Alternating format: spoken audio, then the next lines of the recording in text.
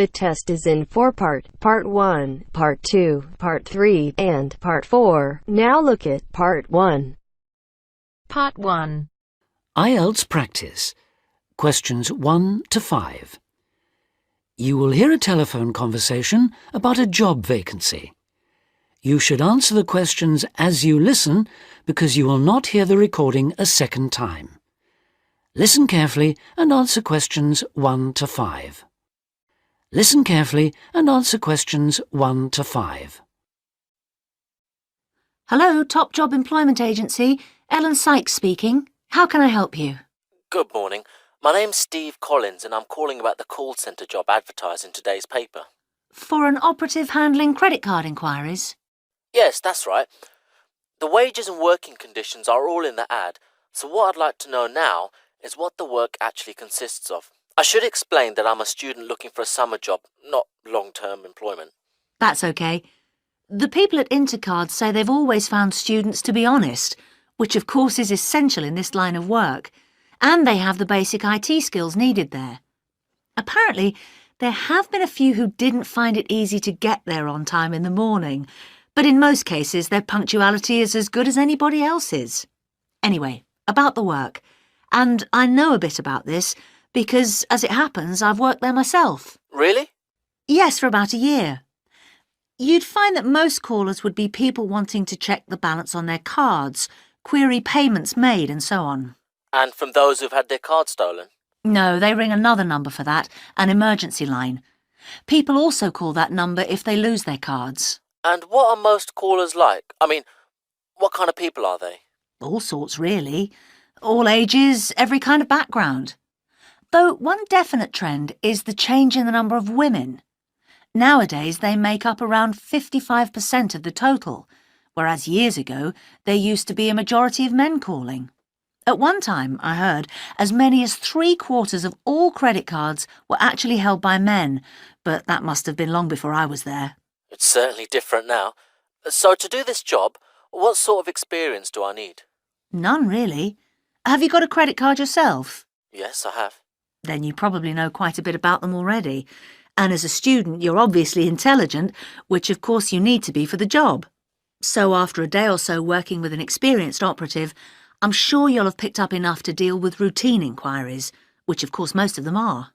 But there are bound to be questions I can't deal with, at least at first. What happens then? In that case, you can ask a supervisor. They're very helpful to new staff. I think I like the sound of this. What do I do next? Before you hear the rest of the conversation, you have some time to look at questions 6 to 10. Now listen and answer questions 6 to 10. Can you get over there for 9:45 on Monday morning for an interview? Definitely, yes. Whereabouts are they? In Riverside Business Park. Do you know it? Yes, I've been there once. How do you usually travel? By bus. Right. So you take either the 136 or 137 to the bus station, and when you come out of there, you turn right. Along Orchard Road, that is. The road from the railway station? Yes, that's right. You go past the petrol station next to the car dealers, then carry on down the road. Do I take the first left at the main car park?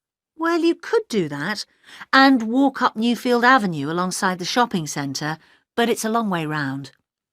I'd suggest continuing along Orchard Road with the water company and then the insurance offices on your right.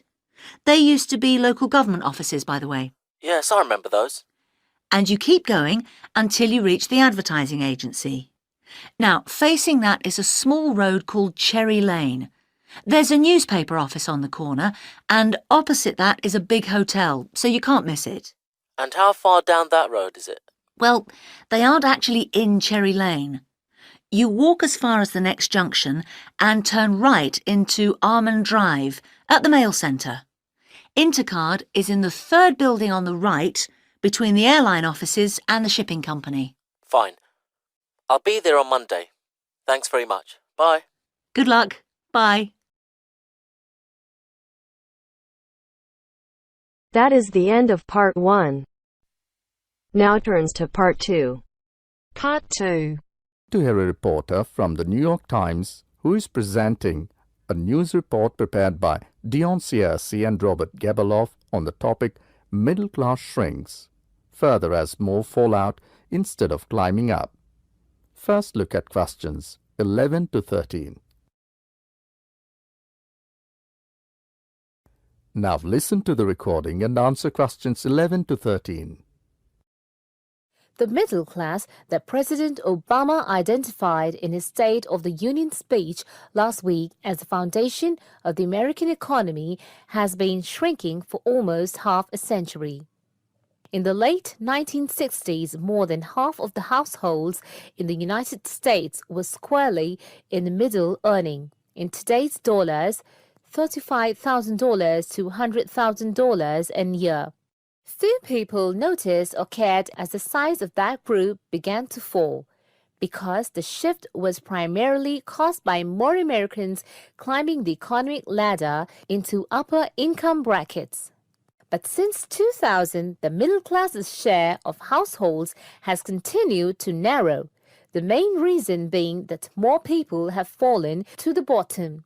At the same time, fewer of those in this group fit the traditional image of a married couple with children at home, a gap increasingly filled by the elderly.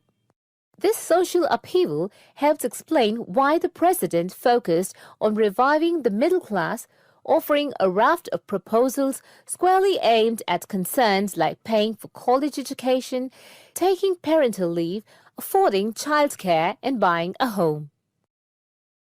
Before the talk continues, look at questions 14 to 20.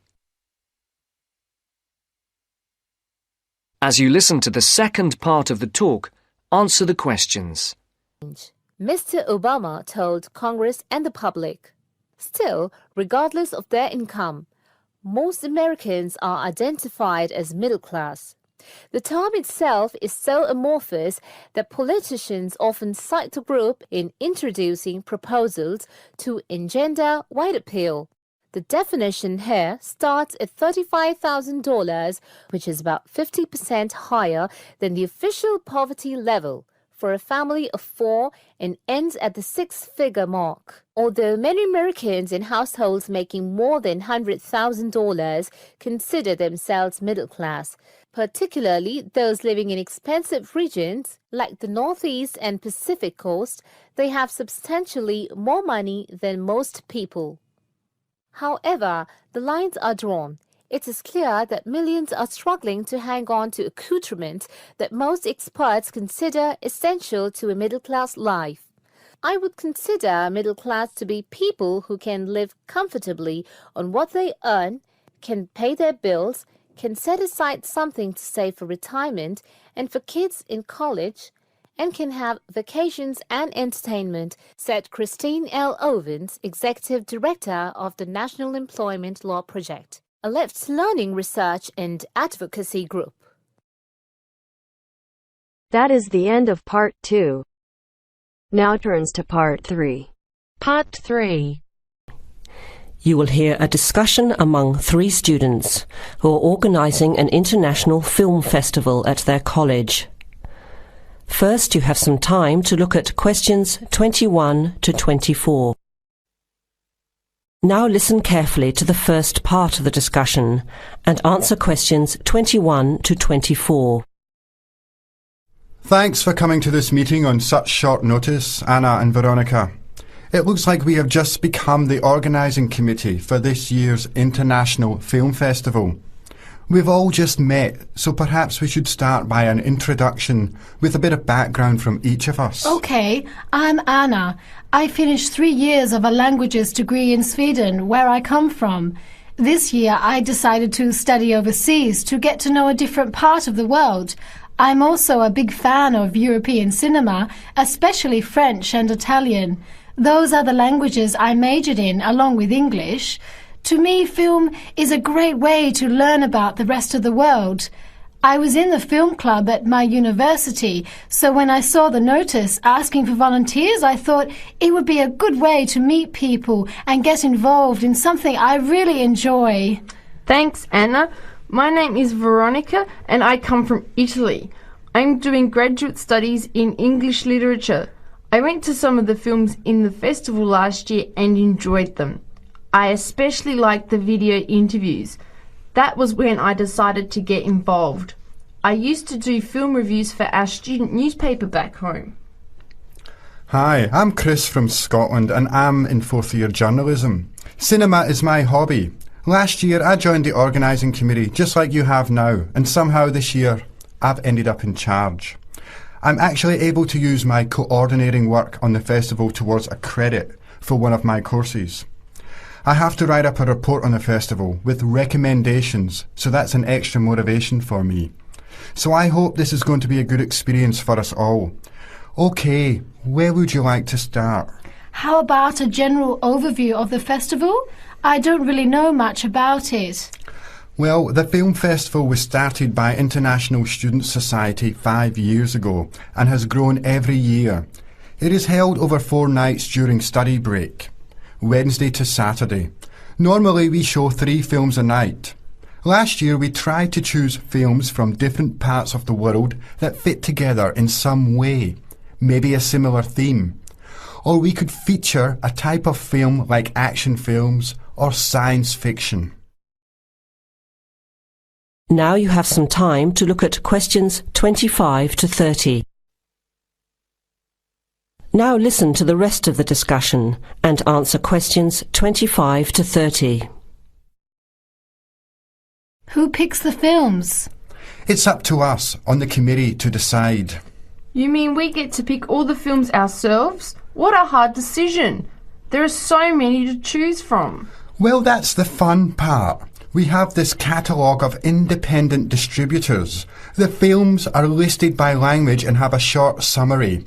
We just have to go through it to find a good combination of films that will attract an audience. Veronica mentioned something about interviews. How does that fit in? We set up cameras in the foyer of the theatre and did live interviews before, during intermission and after the screening. Anyone from the audience could come up and talk about the film. The Broadcasting and Journalism School set it up and ran the interviews. They were shown on big screens around the lobby and in the theatre. It went over really well. We had a long lineup of students waiting to be interviewed on TV. Everybody wanted their minute of fame. Great idea. Yeah, it worked really well. We should certainly do something similar again. Maybe even develop the idea further, like a website with audience reviews and discussion, so we can get as much participation and involvement as possible. Hey, that's a good idea. Can I ask a question? None of the films are in English, right? Are they dubbed or subtitled? Well, we do occasionally choose a film in English, but only from unusual places where the dialect is so strong they sometimes need subtitles, like the Caribbean or even Scotland. The majority of films in the festival are foreign language, dubbed in English. We've learned from experience that students don't like reading subtitles. Maybe they read too much already. Whatever the reason, the subtitled films get smaller audiences, so we avoid them as much as possible. So how large an audience can we expect, and how much does it cost to get in? It costs $5 per film or a $20 pass for the whole event. All 12 films for the real movie fan. We would have broken even last year, except for a bad storm on the Friday night. We almost had to cancel the whole thing. But overall, we had a good turnout, more than 2,000 people in 4 days. Oh, that's what I was wondering about, the financial part. Where does the funding come from? What kind of budget do we have? The festival is subsidised by the Student Council. We generate money through advertising and through admission charges. We'll go over the budget in details a little later, but we've got lots of work to do in the meantime. I guess we have to start pretty soon. Well, I think by the 1st of March at the latest. We need to select all the films. Then we have to find some advertisers to sponsor the event. That shouldn't be too hard. We'll just start with last year's list. Our deadline for that should be the middle of March. By the end of March, we need to design the programme. Then we can get posters made up and distributed in April. Like you said, we need some clever promotion, something to generate interest and get people talking. We have 4 months to get ready. It should be enough time. OK, where do we start? Let's start by talking about films, since that is the best part, and see what we come up with. What was the best film you saw last year? That is the end of part 3. Now turns to part 4. Part 4. You are going to hear a dialogue between two students talking about how Parliament makes new laws. As you listen, complete the notes below. First, you have some time to look at questions 31 to 40.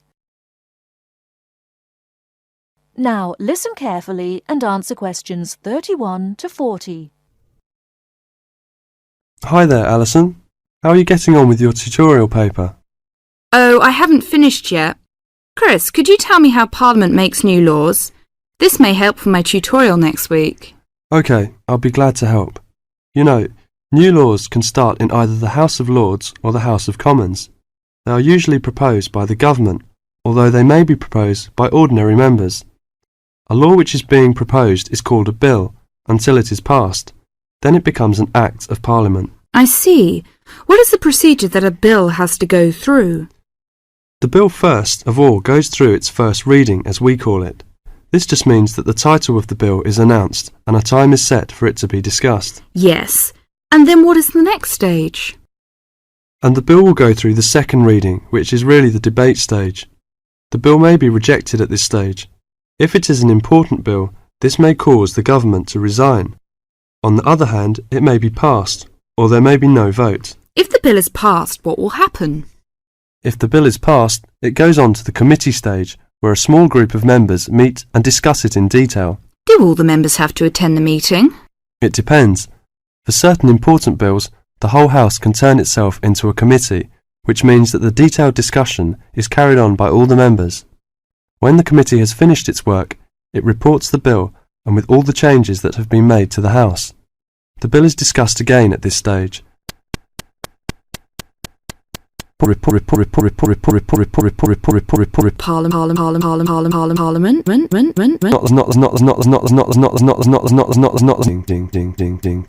Detail. Do all the members have to attend the meeting?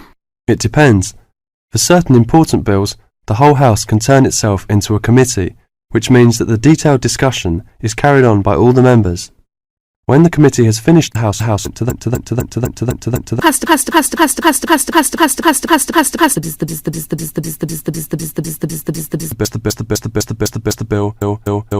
bill may not become law until the royal assent has been given, but this does not mean that the Queen decides on what will become law and what will not. It is understood that the Queen will always accept bills which both houses have passed. When the Queen gives her assent, the bill becomes an act, and everyone that it affects must obey the new law. I see. Thank you for all that information.